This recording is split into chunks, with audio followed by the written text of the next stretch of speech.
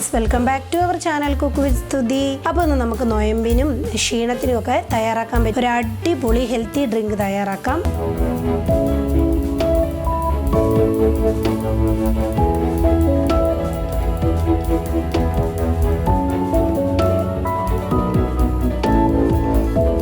നമുക്ക് തയ്യാറാക്കാനായിട്ട് തുടങ്ങാം. അതിനുവേണ്ടി ഞാനൊരു ജ്യൂസർ ജാർ വെച്ച് കൊടുത്തിട്ടുണ്ട്. അതിലേക്ക് ഞാനൊരു മീഡിയം സൈസിലെ ബീട്രൂട്ടിൻ്റെ ഹാഫ് എടുത്തതിന് ശേഷം ഇതേപോലെ ക്യൂബ്സ് ആയിട്ടൊന്ന് കട്ട് ചെയ്തെടുത്തതാണ്. അത് നമുക്ക് ഈ ജാറിലേക്കൊന്ന് ചേർത്ത് കൊടുക്കാം. അതിനുശേഷം ഞാനിതിലേക്ക് ഒരു 3 ഞാലിപ്പൂവൻ പഴമാണ് എടുത്തിരിക്കുന്നത്.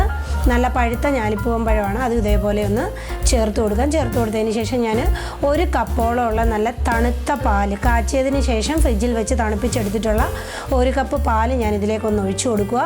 അതിനുശേഷം നമ്മളിതിലേക്ക് മധുരത്തിന് വേണ്ടി പഞ്ചസാരയെ ഒന്നും ചേർക്കുന്നില്ല. ഹെൽത്തി ആയിട്ടുള്ള ഒരു ഡ്രിങ്കാണ്. അതുകൊണ്ട് ഞാൻ ആവശ്യത്തിനുള്ള ഹണിയാണ് ഞാൻ ഇതിലേക്കൊന്ന് ചേർത്ത് കൊടുക്കുന്നത്. ഇപ്പം ഞാൻ ചേർത്ത് കൊടുത്തതിന് ശേഷം നമുക്ക് ഇതെല്ലാം കൂടെ നല്ല രീതിയിലൊന്ന് അടിച്ചെടുത്തിട്ട് കൊണ്ടുവരാം.